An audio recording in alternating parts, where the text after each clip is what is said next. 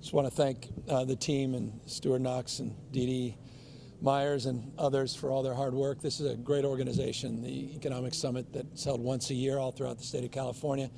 I've had the privilege, I think, of being to every one since it was started. I think I missed one, and I think there's no other organization like anywhere else that I know of, certainly in the state, and a few in the country. And so I'm grateful for the opportunity to speak and talk about our Jobs First plan, mindful of the economic headwinds that are in front of us, mindful of the vandalism that the President of the United States is doing to the economy, the fact that we are currently experiencing one of the largest tax increases in American history with tariff rates that are higher than they've been since the 1930s, a state that is disproportionately impacted by these errant policies by the administration, the $100,000 H-1B visas.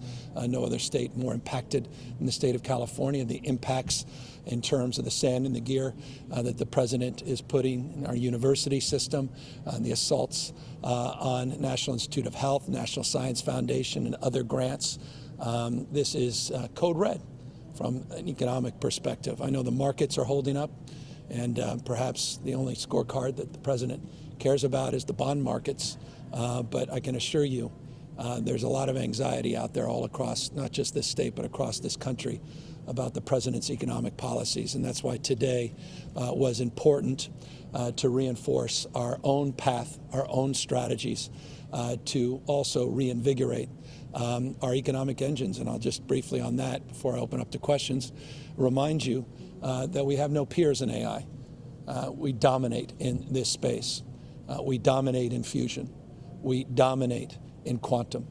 We dominate in robotics. We dominate in space. We dominate in next-gen technologies like nuclear. We dominate in agriculture. We dominate as the #1 factory state in the United States of America. In every critical category, California has no peers. But we recognize that we have to reconcile some regional differences and address some stubborn challenges here in Stockton, as an example, and other parts of the state. And that's, again, the spirit of the California Stewardship Network, the spirit of California Forward, the spirit that brought us the Jobs First plan, a process that unfolded over a 5-year period, backed up with $287 million of grants and seed funds, a bottom-up, truly organic process that I hope makes Californians proud, and we're putting it to work, not just today, but every day in our state. With that, we're happy to answer any questions. Governor, my name is Anahita. I'm a reporter with KCRA 3 News. We're seeing reports that President Trump is deploying more than 100 federal agents to Alameda County starting tomorrow. What's your reaction to that move, and any idea where they'll go from there? Well, it's absolutely predictable. It's a script that's been written for centuries. It's the authoritarian playbook. You announce your intention to send the military to streets, doing domestic policing operations. You wildly overstate or completely make up crime statistics that are not real, that do not justify such action. And for this administration, you send first masked men to the cities that you want to militarize. You send your spokesperson, this bloviator by the name of Bovino, I think is his name, or the bagman, Homan, out there. You do a bunch of social media videos. You bring your entire press corps there to highlight your patriotism as you're out there taking strawberry salesmen off the street. You find a few people that deserve to be taken off the street, unquestionably. You highlight those, but there's hundreds that are collateral damage. Communities are torn asunder, creates anxiety and stress, and that manifests into expressions of free speech. And then you use those expressions and those images as the justification to send the guard and suppress free speech, suppress free expression. And you do that not only June, July, August, September, but you dial it up around election time. You dial it up around November, you do it a few weeks before, you dial it up in more and more cities, you suppress the vote, and you continue the path of rigging what we know is the intention of this administration, to rig next year's midterms and perhaps to wreck this country, as this president has tried to do on multiple occasions. And I don't need to give you any more evidence of that than what he tried to do on January 6th, where he tried to lighten or match the democracy. He tried to wreck this country, tried to dial in and find 11, 12,000 votes in Georgia. And of course, what he's doing and just did in North Carolina, what he tried to do in Indiana, what he did with 5 votes in Texas. It's code red for our democracy. And this is as predictable as daylight and darkness, but the darkness of this administration has no peers. And it is a disgrace, but it is hardly surprising. It cannot be allowed to be normalized, and we need to call it out for what it is. Governor, I want to ask this morning about. You're expecting to see troops and ICE at polling places. Do you have communications to indicate that that will? I have experience. We kicked off our Election Rigging Response Act at a sacred site, the site of the Japanese internment in Little Tokyo, where people were being bussed. As we're there at the Democracy Center kicking off our reaction and response to Donald Trump's efforts to rig the election before one vote, the midterm election, he sent out this Bovino character. He sent out the masked men to chill free expression, free speech, to scare people from participating in our event with 2 U.S. senators, 12 members of Congress, hundreds of community leaders. I mentioned a strawberry salesman, literal example in that case of collateral damage. Wasn't on the most wanted list, but he was one of the people that Bovino arrested. That is a preview of things to come. I said it with clarity after the National Guard were federalized. There was a reason he extended the federalization through Election Day. I mean, you're hearing it from other governors now. Everyone's waking up to this. Why do you dial Greg Abbott to find 5 seats and say you're entitled to 5 seats unless you know you're going to lose the midterm? He said it yesterday at that sort of Venetian plaza that has substituted for the Rose Garden. It's a wrecking ball presidency. The symbolism of the East Wing is perfect symbolism. This guy is a wrecking ball. And the fact that he said it yesterday should send chills up your spine. He goes, it appears that presidents lose in the midterm. We cannot allow that to happen. At the same time, he's having folks over to the Oval Office from Indiana because apparently J.D. Vance wasn't persuasive enough. You've seen the governor of Indiana, the governor, Republican governor in Indiana, saying, boy, it looks like we may have to do redistricting because the president may be punitive. He said, maybe we won't get federal funds. He said that, Republican governor. The hell more evidence do you need of what's going on in this country? I won't even get into $250 million scam that he's trying to run as it relates to this idea and notion that he himself runs the DOJ, or it's his White House. It's not his democracy, it's our democracy. The founding fathers didn't live and die to see this moment. So we're going to be fierce in terms of our response. We're going to be focused, and quite literally, this is the lawsuit that I will file within a nanosecond of any efforts to send the military to one of America's great cities, San Francisco, that is enjoying 60% reduction in homicide, or rather, homicide reduction that's the lowest it's been in 60 years. It's one of the safest large cities in this country that's experiencing economic rebirth and growth. Only Donald Trump can wreck that. And we will push back with clarity and conviction, and we'll continue to win in court. I'm confident of that. But in the interim, the damage this president will do to our republic cannot be overstated. So forgive the long-windedness and response, but this is a time not just for choosing; it's a time for acting, not just complaining. Governor, can you address food SNAP benefits? You announced today that the National Guard will be assisting with food banks. What's the timeline on that? How exactly is that going to work? What are they going to do? Well, at the same time, Kristi Noem is enjoying 2 brand new planes at the cost of taxpayers of $173 million. At a time the federal government is closed and Donald Trump has literally destroyed the East Wing of our White House to put his ballroom up for $250 million. We are now days away from eliminating food to 5.5 million Californians around Thanksgiving, at a time when food prices have never been higher because of Donald Trump's policies. Have you had a cup of coffee? Have you bought a pound of beef? At the same time, he found $20 billion to send to a fill in the blank. Maybe he's a dictator. Some have referred to him as that. In Argentina, he's cutting food to people around Thanksgiving. You've seen the lines of people already around the food banks. So we are fast tracking an $80 million investment. We're front loading it to get them to food banks.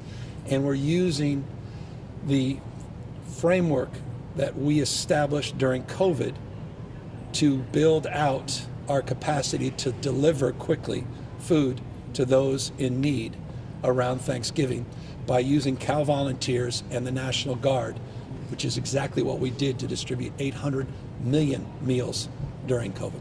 Arnold Schwarzenegger is campaigning against Prop 50. What is your reaction to that? I mean, look what's happened to this country. I have nothing more to say on that subject except he's wrong. What we're doing is temporary, it's completely transparent, and it's democratic.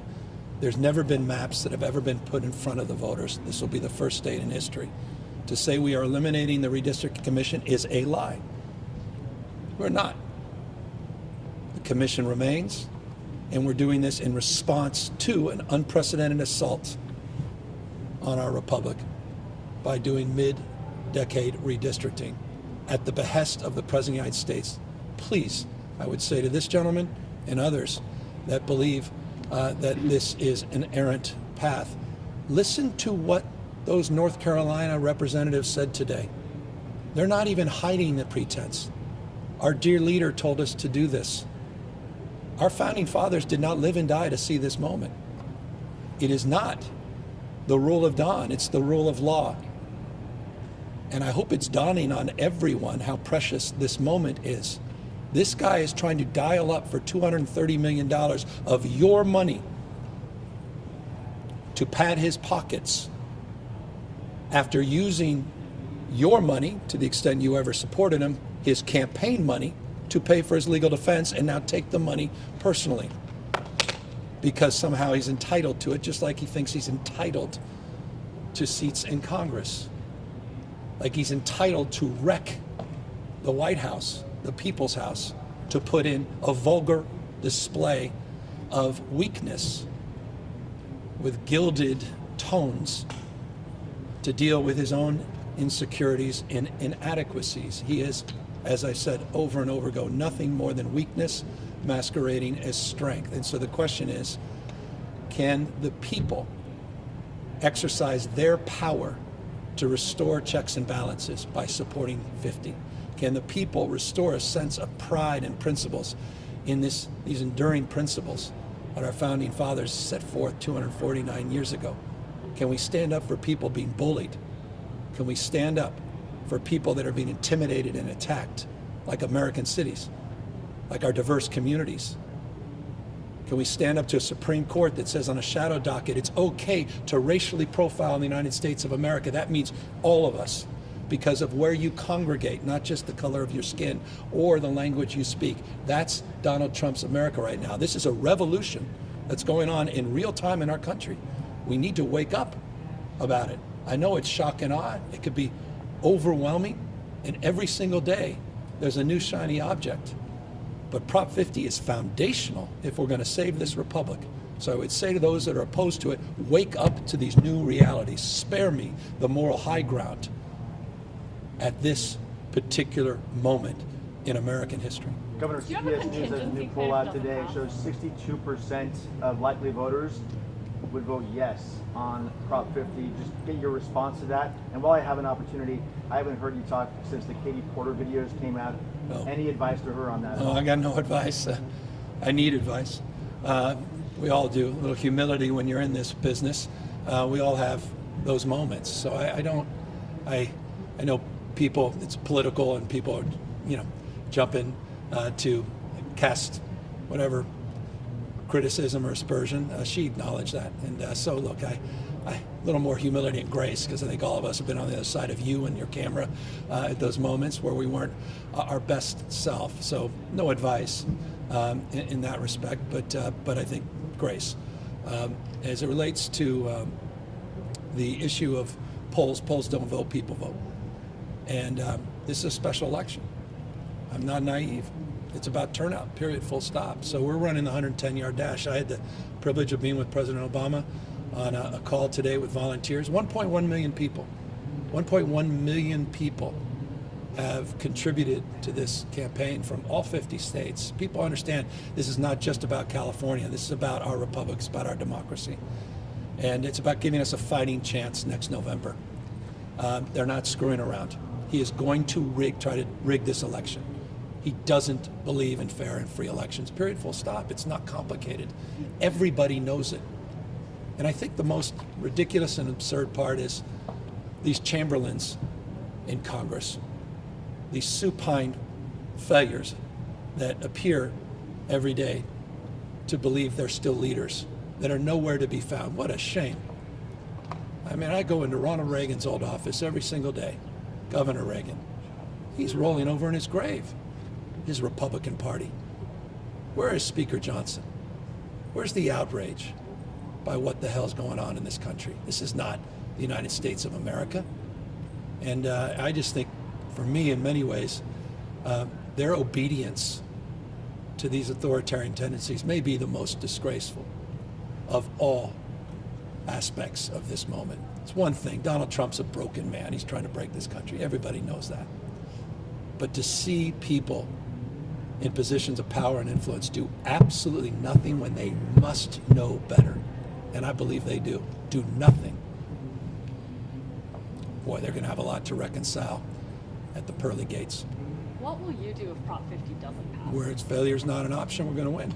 We're going to win because people understand how precious this moment is. We're going to win because we had 7 million people show up for the No Kings rally. We're going to win because people haven't given in to the cynicism or fear and anxiety. We're going to win because everyone understands in their heart and soul. Democrats and Republicans understand this moment. It is not about red versus blue. It's about red, white, and blue. People understand this guy is trying to wreck this country. Period, full stop. We will win. I have all the confidence in the world as long as we do our job, we the people.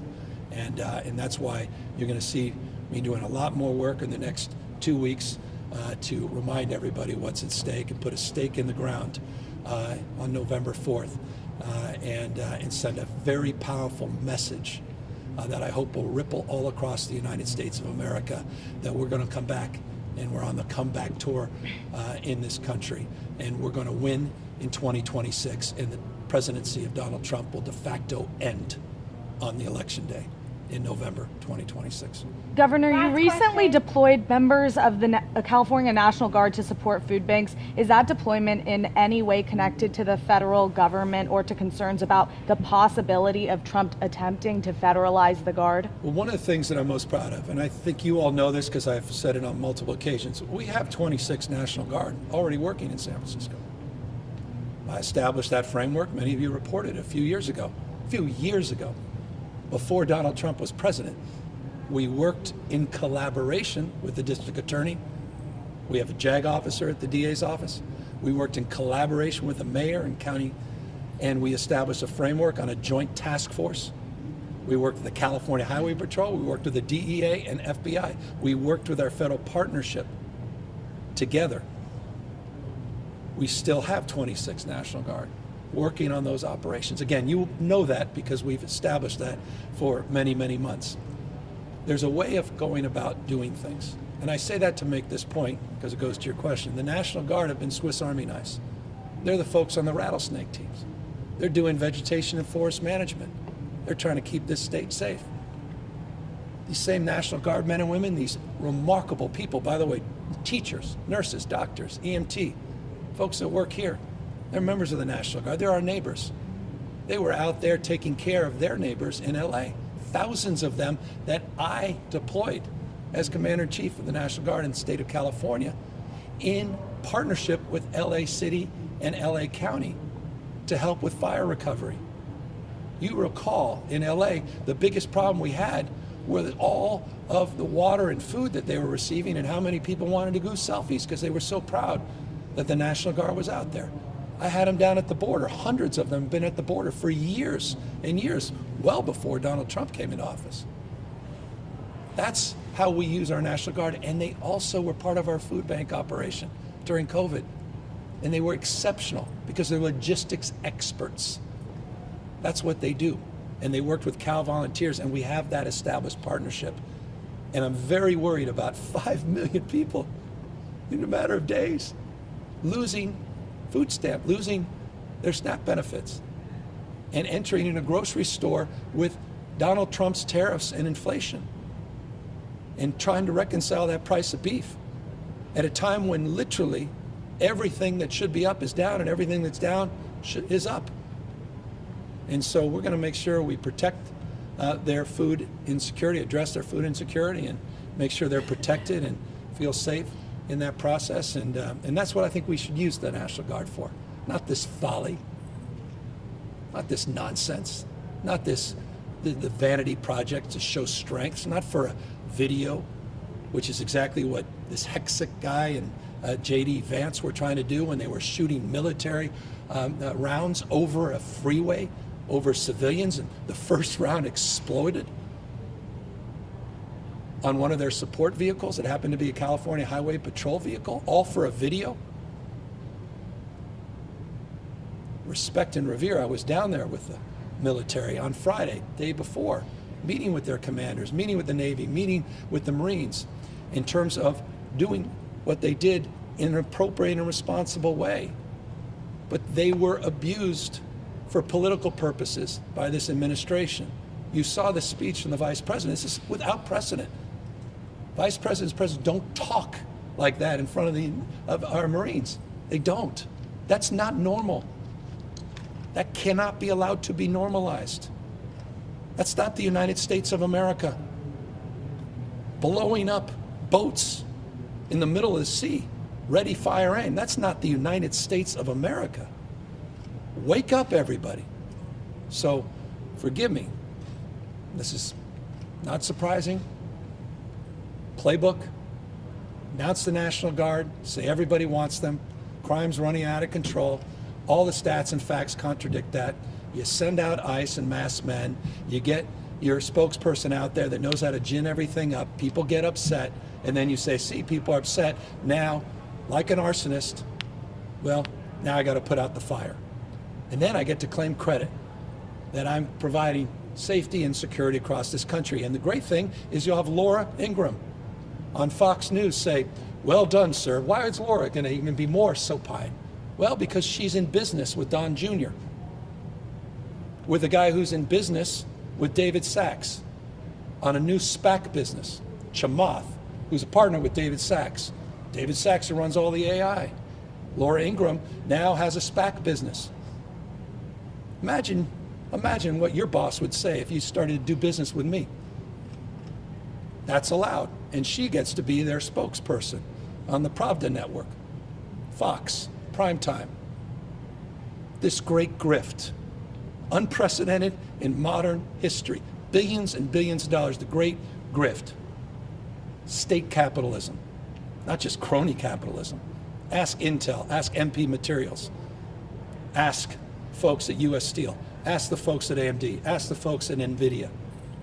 The hell is going on in this country? None of this is normal. You will be seeing on my Patriot site new knee pads that I'll be sending out, new signature series knee pads for all these CEOs, for the University of Virginia that I'll add to the list today, for bending their knee, for those law firms, the universities, media companies, as this guy's rolling back, rewriting history, putting us back to pre-1960s world, censoring historic facts. Wake up, everybody. Wake up. Thank you, guys.